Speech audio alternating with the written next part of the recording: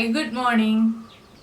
അപ്പോൾ നമ്മുടെ ഇന്നത്തെ റെസിപ്പി എന്ന് പറയുന്നത് ഒരു മെഴുക്കുവരട്ടിയാണ് ട്ടോ. വളരെ സിമ്പിൾ ആയിട്ടുള്ള നല്ല ടേസ്റ്റി ആയിട്ടുള്ള മെഴുക്കുവരട്ടിയാണ് നമ്മുടെ അമരപ്പയർ മെഴുക്കുവരട്ടി. അമരപ്പയർ നമുക്ക് മൂപ്പ് കൂടിയതും കിട്ടാറുണ്ട്, ഇളയതും കിട്ടാറുണ്ട്. അപ്പോൾ ഇളയ അമരപ്പയർ വാങ്ങിച്ചിട്ട് മെഴുക്കുവരട്ടി ഉണ്ടാക്കുക. എന്താ വെച്ചാൽ മൂപ്പ് കൂടിയ അമരപ്പയർ വാങ്ങിച്ചിട്ട് മെഴുക്കുവരട്ടി ഉണ്ടാക്കിയാൽ ഒട്ടും ടേസ്റ്റ് ഉണ്ടാവില്ല. അമരപ്പയർ മെഴുക്കുവരട്ടി ഞാൻ ഇതിനു മുന്നേ ഒരു പ്രാവശ്യം ചെയ്തിട്ടുണ്ട്. അത് അമരപ്പയർ വേവിച്ചിട്ടൊക്കെയാണ് ചെയ്തിട്ടുള്ളത്. അങ്ങനെ ചെയ്യുന്നതിനേക്കാൾ കൂടുതൽ ടേസ്റ്റ് ഈ രീതിയിൽ മെഴുക്കുവരട്ടി ഉണ്ടാക്കുമ്പോൾ ഉണ്ട്. അപ്പോൾ നിങ്ങൾ എന്തായാലും ഈ രീതിയിലൊന്നും അമരപ്പയർ മെഴുക്കുവരട്ടി ഉണ്ടാക്കിയിട്ടില്ലെങ്കിൽ ഉറപ്പായിട്ടും ട്രൈ ചെയ്യും. ഇപ്പോൾ 2 ദിവസമായിട്ട് നമ്മൾ സ്നാക്സ് തന്നെയാണ് ചെയ്തുകൊണ്ടിരിക്കുന്നത്. അപ്പോൾ ഒരു ചേഞ്ച് ആയിട്ട് അമരപ്പയർ കൊണ്ട് മെഴുക്കുവരട്ടി ഉണ്ടാക്കി കഴിക്കുക. ചോറിൻ്റെ കൂടെ വളരെ നല്ല കോമ്പിനേഷനാണ്. അപ്പോൾ എങ്ങനെയാണ് നമ്മുടെ അമരപ്പയർ മെഴുക്കുവരട്ടി തയ്യാറാക്കുന്നത് നോക്കാം.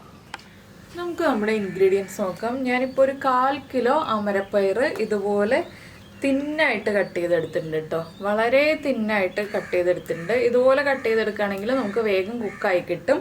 പിന്നെ എടുത്തിരിക്കുന്നത് ഒരു വലിയ സവോള നീളത്തിൽ സ്ലൈസ് ചെയ്തെടുത്തിട്ടുണ്ട്, 2 അല്ലി വെളുത്തുള്ളി എടുത്തിട്ടുണ്ട്, 2 പച്ചമുളക് ചെരിച്ച് കട്ട് ചെയ്തെടുത്തിട്ടുണ്ട്, കുറച്ച് കറിവേപ്പില എടുത്തിട്ടുണ്ട്.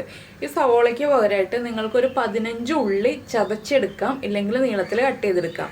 ഉള്ളി നന്നാക്കി എടുക്കാൻ ബുദ്ധിമുട്ടായതുകൊണ്ടാണ് ഞാനിപ്പോൾ സവോള എടുത്തിട്ടുള്ളത്. സവോളയാണെങ്കിലും ഉള്ളിയാണെങ്കിലും എടുക്കുമ്പോൾ കുറച്ച് കൂടുതൽ ക്വാണ്ടിറ്റി എടുക്കുക. അപ്പോഴാണ് നമ്മുടെ മെഴുക്കുവരട്ടിക്ക് ടേസ്റ്റ് ഉണ്ടാവുക.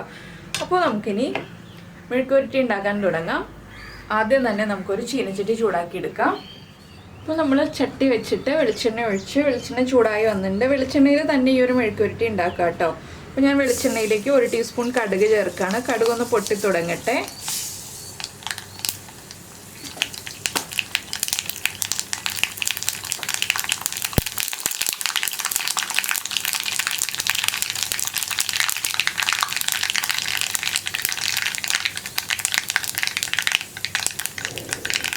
കടുക് പൊട്ടി വരുമ്പോൾ 2 വറ്റൽമുളക് ചേർക്കുന്നുണ്ട്. ഇതിൻ്റെ കൂടെ തന്നെ നമ്മൾ എടുത്തു വച്ചിരിക്കുന്ന സവോള, അതുപോലെ തന്നെ വെളുത്തുള്ളി, പച്ചമുളക് ഇത്രയും ചേർക്കുന്നുണ്ട്.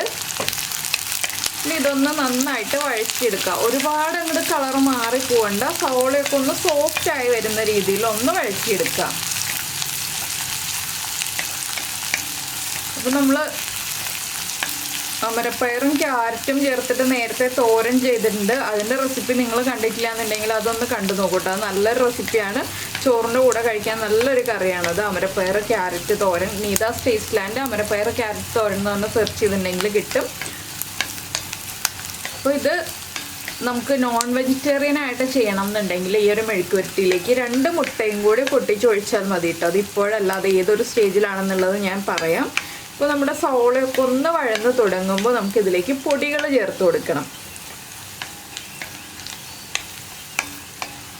സവോള കുക്കായി വന്ന് തുടങ്ങുന്നുണ്ട്. ചെറുതായിട്ട് വഴന്നാൽ മതി. എന്താണെന്ന് വെച്ചാൽ നമുക്ക് നമ്മുടെ അമരപ്പയറും കൂടി ഈ ഒരു എണ്ണയിൽ തന്നെ വഴറ്റി കുക്ക് ചെയ്തെടുക്കേണ്ടതാണ്. അപ്പോൾ നമുക്ക് സവോള അതിൻ്റെ കൂടെ കുക്കായി കിട്ടിക്കോളും. ഒരു 1/2 ടീസ്പൂൺ മഞ്ഞൾപ്പൊടി. പിന്നെ നമ്മൾ പച്ചമുളക് ചേർത്തിട്ടുണ്ട് എരിവിനായിട്ട്. ഞാൻ കാശ്മീരി ചില്ലി പൗഡറാണ് ഇനി ചേർക്കുന്നത്. 1/2 ടീസ്പൂൺ കാശ്മീരി ചില്ലി പൗഡറാണ് ചേർക്കുന്നത്. കാശ്മീരി ചില്ലി പൗഡർ തന്നെ ചേർക്കണം എന്നൊന്നുമില്ല കേട്ടോ. നമുക്ക് എരിവുള്ള മുളക് പൊടി ചേർക്കാം. എരിവുള്ള മുളക് പൊടിയാണ് നമ്മൾ ചേർക്കുന്നതെങ്കിൽ ഒരു 3/4 ടീസ്പൂൺ ധാരാളം മതി ഈ ഒരു 1/4 കിലോ അമരപ്പയറിന്. ഇനി നമുക്കിതിലേക്ക് നമ്മൾ എടുത്തു വെച്ചിരിക്കുന്ന അമരപ്പയറും കൂടി ചേർത്ത് കൊടുക്കാം. അമരപ്പയർ പല രീതിയിൽ നമുക്ക് കട്ട് ചെയ്യാം, പക്ഷെ ഏറ്റവും തിന്നായിട്ട് കട്ട് ചെയ്യുന്നതാണ് എപ്പോഴും നല്ലത്. കഴിക്കാൻ ടേസ്റ്റും അതുപോലെ തന്നെ കാണാനൊരു ഭംഗി ഉണ്ടാവും. വേഗം കുക്കായി കിട്ടുകയും ചെയ്യും. ഏറ്റവും ഗുണം എന്ന് പറയുന്നത് വേഗം കുക്കായി കിട്ടുക എന്നുള്ളതാണ്. പിന്നെ മൂപ്പ് കൂടിയ അമരപ്പയറാണെന്നുണ്ടെങ്കിൽ കുറച്ച് വെള്ളം തിളച്ച് കൊടുക്കുക കേട്ടോ. കുക്കായി കിട്ടാൻ ബുദ്ധിമുട്ടാണെന്നുണ്ടെങ്കിൽ. ഇളയ അമരപ്പയറാണെങ്കിൽ വേഗം കുക്കായി കിട്ടും ആവി കയറുമ്പോൾ തന്നെ. മൂപ്പ് കൂടിയതാണെങ്കിൽ നമ്മൾ ഇടയ്ക്ക് 1-2 പ്രാവശ്യം വെള്ളം തിളച്ച് കൊടുത്തിട്ട് കുക്ക് ചെയ്തെടുക്കുക. അങ്ങനെ ആകുമ്പോൾ വേഗം കുക്കായി കിട്ടും. ഇനിയിപ്പോൾ നമുക്കിതിലേക്ക് അമരപ്പയർ ചേർത്ത് കൊടുക്കാം. നമ്മൾ ഉപ്പ് ചേർത്തിട്ടില്ല കേട്ടോ ഇതുവരെ. ഉപ്പ് ചേർക്കണം. അമരപ്പയറും കൂടി ചേർത്തു. ഇനി ഞാൻ കറിവേപ്പില ചേർക്കാണ്. കറിവേപ്പിലയും ചേർത്ത് ഒന്ന് ഇളക്കിയതിന് ശേഷം നമുക്കിനി ഇതിലേക്ക് ഉപ്പ് ചേർത്ത് കൊടുക്കാം. ഇനിയുള്ള നമ്മുടെ കുക്കിംഗ് എന്ന് പറയുന്നത് ലോ ഫ്ലെയിമിലാണ്. ഹൈ ഫ്ലെയിമിൽ വെച്ചിട്ട് കുക്ക് ചെയ്യരുത്.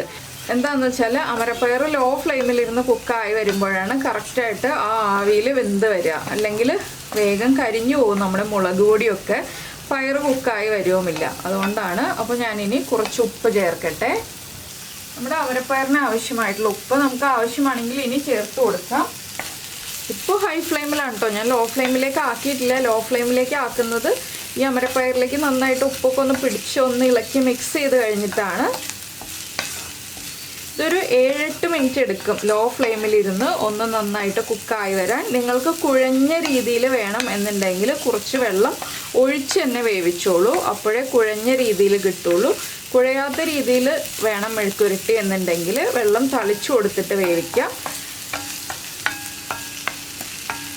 ഇനി നമുക്കിത് അടച്ചു വെച്ച് ലോ ഫ്ലെയിമിൽ കുക്ക് ചെയ്തെടുക്കാം. ഒരു 1/4 ഭാഗം കുക്കായി കഴിയുമ്പോൾ നമുക്ക് നോക്കാം കുക്കാവുന്നുണ്ടോ ഇല്ലയോ എന്നുള്ളത്. കുക്കാവാൻ ബുദ്ധിമുട്ടാണെന്നുണ്ടെങ്കിൽ ഒരു 3 മിനിറ്റൊക്കെ കഴിയുമ്പോൾ നമുക്ക് നോക്കാം. അമരപ്പയർ കുക്കാവാൻ ബുദ്ധിമുട്ടാണെന്നുണ്ടെങ്കിൽ അപ്പോൾ വെള്ളം തളിച്ചു കൊടുക്കാം. എന്താണെന്ന് വെച്ചാൽ നമുക്ക് പലർക്കും കിട്ടുന്ന അമരപ്പയർ പല രീതിയിലുള്ളതായിരിക്കും. മൂപ്പ് കൂടിയത് മൂപ്പ് കുറഞ്ഞതൊക്കെ ഉണ്ടാവും. അതനുസരിച്ച് നമ്മൾ വെള്ളം തളിച്ചു കൊടുക്കുക.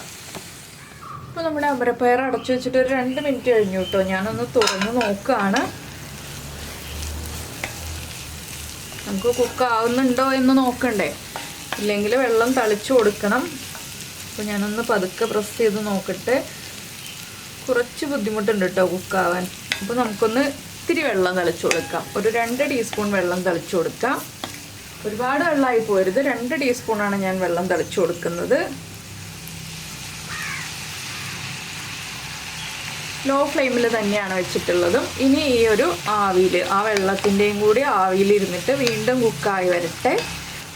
ഇപ്പോൾ നമ്മൾ ഉപ്പൊന്നും ചെക്ക് ചെയ്തിട്ട് കാര്യമില്ല കേട്ടോ. ഉപ്പൊക്കെ അമരപ്പയറിലേക്ക് പിടിച്ച് വന്നിട്ടുണ്ടാവില്ല. കുറച്ച് സമയം കൂടി കഴിഞ്ഞിട്ടേ നമ്മൾ ഉപ്പൊക്കെ ചെക്ക് ചെയ്തിട്ട് കാര്യമുള്ളൂ. അപ്പോൾ ഇതൊന്ന് വീണ്ടും നമുക്കൊരു 5 മിനിറ്റ് കഴിഞ്ഞിട്ട് ചെക്ക് ചെയ്യാം. ഇപ്പോൾ നമ്മുടെ അമരപ്പയർ അടച്ചു വെച്ചിട്ട് ഒരു 5 മിനിറ്റ് ആയിട്ടുണ്ട്. ഞാൻ ഒരു പ്രാവശ്യം ഇളക്കി കൊടുത്തു കേട്ടോ. ഇപ്പോൾ കണ്ടോ, വല്ലാതെ കുഴയാതെ കുക്കായി വന്നിട്ടുണ്ട്. ഇപ്പോൾ നിങ്ങൾ ഉപ്പൊക്കെ ചെക്ക് ചെയ്യുക. ഉപ്പ് കുറവാണെങ്കിൽ ഉപ്പ് ആഡ് ചെയ്ത് കൊടുക്കുക. എരിവ് കുറവാണെങ്കിൽ 1-2 പച്ചമുളക് ഒന്ന് സ്പ്ലിറ്റ് ചെയ്ത് ചേർക്കുക. ഇടയ്ക്കൊരു സൗണ്ട് കേൾക്കുന്നത്, ഞാൻ അപ്പുറത്ത് ബർണറിൽ മീൻ കറി വെച്ചിട്ടുണ്ട്. എന്താണെന്ന് അറിയില്ല, വെറുതെ ആ ബർണർ ഒച്ചുണ്ടാക്കിക്കൊണ്ടിരിക്കുകയാണ് കേട്ടോ. ഇടയ്ക്കിടയ്ക്ക് ഒച്ചുണ്ടാക്കുന്നുണ്ട്. അതുകൊണ്ടാണ് ആ സൗണ്ട് കേൾക്കുന്നത്. അപ്പോൾ ഞാനിപ്പോൾ എരിവ് ചെക്ക് ചെയ്തപ്പോൾ ആവശ്യത്തിന് എരിവുണ്ട്, ഉപ്പ് ചെക്ക് ചെയ്തപ്പോൾ ഉപ്പുണ്ട്. അപ്പോൾ ഇനി നമുക്കിതിലേക്ക് ടേസ്റ്റ് കൂട്ടാനായിട്ട് ഒരു കാര്യവും കൂടെ ആഡ് ചെയ്യാം. പൊതുവേ അമരപ്പയർ മെഴുക്കുരുട്ടി എന്നൊക്കെ പറഞ്ഞിട്ടുണ്ടെങ്കിൽ ചിലർക്കൊന്നും ഇഷ്ടമല്ല കേട്ടോ. അപ്പോൾ ഞാനത് ടേസ്റ്റ് കൂട്ടാൻ വേണ്ടി ഒരു പിഞ്ച് പഞ്ചസാര ചേർക്കുന്നുണ്ട്. ചില മെഴുക്കുരുട്ടികളിൽ നമ്മൾ പഞ്ചസാരയൊക്കെ ചേർത്തിട്ട് ഉണ്ടാക്കുമ്പോൾ അതിനൊരു പ്രത്യേക ടേസ്റ്റാണ്. അപ്പോൾ ഈ ഒരു പിഞ്ച് പഞ്ചസാരയും കൂടി ചേർത്ത് നിങ്ങൾ ഇതുപോലൊന്ന് മെഴുക്കുരുട്ടി ഉണ്ടാക്കി നോക്കൂ, നന്നായിട്ട് ഇഷ്ടപ്പെടും. അപ്പോൾ ഇത് ചോറിൻ്റെ കൂടെയും കഞ്ഞിയുടെ കൂടെയും ഒക്കെ കഴിക്കാൻ പറ്റുന്ന ഒരു മെഴുക്കുരുട്ടിയാണ്. അപ്പോൾ നിങ്ങൾ എന്തായാലും ഉറപ്പായിട്ടും ട്രൈ ചെയ്ത് നോക്കുക. ഞാനിപ്പോൾ ഹൈ ഫ്ലെയിമിലാണ് വെച്ചിരിക്കുന്നത്. ലോ ഫ്ലെയിം മാറ്റി ഹൈ ഫ്ലെയിമിലേക്ക് ആക്കിയിട്ടുണ്ട്. അപ്പോൾ എന്തായാലും എല്ലാവരും ഈ ഒരു റെസിപ്പി ഒന്ന് ട്രൈ ചെയ്ത് നോക്കുക. അതുപോലെ തന്നെ അമരപ്പയർ കിട്ടുമ്പോൾ ഇളയ അമരപ്പയർ നോക്കിയെടുക്കുക കേട്ടോ. അതിനുശേഷം ഇതുപോലെ റെസിപ്പി ട്രൈ ചെയ്ത് നോക്കുക. ഇതുപോലെ തന്നെ ഇത് കണ്ടോ, ഈ നീളത്തിൽ കട്ട് ചെയ്തതുകൊണ്ട് തന്നെ വല്ലാതെ കുഴഞ്ഞു പോയിട്ടുമില്ല, പക്ഷെ കാണാൻ നല്ല ഭംഗിയുമുണ്ട്. കഴിക്കാൻ അതുപോലെ ടേസ്റ്റുമാണ്. വല്ലാതെ വലിപ്പത്തിൽ കട്ട് ചെയ്തിട്ടുണ്ടെങ്കിൽ നമുക്ക് ചവയ്ക്കുമ്പോൾ അത്ര സുഖം തോന്നില്ല. അതുകൊണ്ടാണ് ചെറുതായിട്ട് കട്ട് ചെയ്യാന്നുള്ളത് എടുത്തെടുത്ത് പറയുന്നത്. അപ്പോൾ എന്തായാലും നിങ്ങളുടെ ഫീഡ്ബാക്കൊക്കെ അറിയിക്കാം കേട്ടോ ഈ ഒരു മെഴുക്കുരുട്ടിയെക്കുറിച്ച്. നിങ്ങൾക്ക് ഇഷ്ടമായോ ഇല്ലയോ ഈ ഒരു അമരപ്പയർ മെഴുക്കുരുട്ടി, നിങ്ങളിങ്ങനെയാണോ ഉണ്ടാക്കാറുള്ളത് എന്നുള്ളതൊക്കെ. പിന്നെ നമ്മുടെ വീഡിയോ ഇഷ്ടമായി, നമ്മുടെ വീഡിയോ പ്രസൻറ്റ് ചെയ്ത രീതിയൊക്കെ ഇഷ്ടമായി എന്നുണ്ടെങ്കിൽ നമ്മുടെ ചാനലൊന്ന് സബ്സ്ക്രൈബ് ചെയ്ത് സപ്പോർട്ട് ചെയ്യണേ. ഞാനിപ്പോൾ ഇങ്ങനെ ഒന്ന് സ്പ്രെഡ് ചെയ്തിടുകയാണ്. ഇതിൽ നമ്മളിപ്പോൾ കുറച്ച് വെള്ളം തളിച്ചു കൊടുത്തായിരുന്നല്ലോ, ആ വെള്ളത്തിൻ്റെ അംശമൊക്കെ ഉണ്ടെങ്കിൽ ഒന്ന് വറ്റിപ്പോവാൻ വേണ്ടിയിട്ടാണ് ഇതുപോലെ ഒന്ന് സ്പ്രെഡ് ചെയ്തിടുന്നത്. ഒരു 30 സെക്കൻഡ് ഒന്ന് സ്പ്രെഡ് ചെയ്തിട്ടിട്ട് നമുക്ക് വീണ്ടും ഇളക്കി ഒന്ന് മിക്സ് ചെയ്തെടുക്കാം. അങ്ങനെ ഒന്ന് സ്പ്രെഡ് ചെയ്തിട്ട് നമുക്കൊന്ന് ഡ്രൈ ആക്കി എടുക്കാം. ഒരുപാട് ഡ്രൈ ആയി പോവില്ല, എന്താണെന്ന് വെച്ചാൽ സവാളയൊക്കെ അല്ലേ ഉള്ളത്. അപ്പോൾ ഒരുപാട് ഡ്രൈ ആയി പോവില്ല. അപ്പോൾ നമ്മുടെ ചാനൽ സബ്സ്ക്രൈബ് ചെയ്യുന്നതിന് ഈ വീഡിയോയുടെ താഴെയുള്ള റെഡ് സബ്സ്ക്രൈബ് ബട്ടൺ ഒന്ന് ക്ലിക്ക് ചെയ്യുക. അതിൻ്റെ റൈറ്റ് സൈഡിലുള്ള ബെല്ലൈക്കണം ക്ലിക്ക് ചെയ്യുക. അപ്പോൾ ഓൾ എന്ന് പറഞ്ഞിട്ടൊരു ഓപ്ഷൻ കാണാം. ആ ഓളും കൂടി പ്രസ് ചെയ്തിട്ടുണ്ടെങ്കിൽ ഞാൻ എപ്പോഴും വീഡിയോ അപ്ലോഡ് ചെയ്യുമ്പോൾ നിങ്ങൾക്ക് നോട്ടിഫിക്കേഷൻ വരും. അപ്പോൾ ഞാൻ വീണ്ടും ഒന്നുകൂടി ഇളക്കി മിക്സ് ചെയ്യാണ്. ഇനി നമുക്കിത് ഇളം ചൂടോടുകൂടി, നല്ല ചൂടോടുകൂടിയല്ല, ഇളം ചൂടോടുകൂടി ചോറിൻ്റെയൊക്കെ കൂടെ ചേർത്ത് കഴിക്കാവുന്നതാണ്. ഇത്രയേ ഉള്ളൂ നമ്മുടെ മെഴുക്കുരുട്ടിയുടെ പരിപാടി. അപ്പോൾ നമുക്ക് നമ്മുടെ അടുത്ത റെസിപ്പിയുമായിട്ട് അടുത്ത ദിവസം വീണ്ടും കാണാം.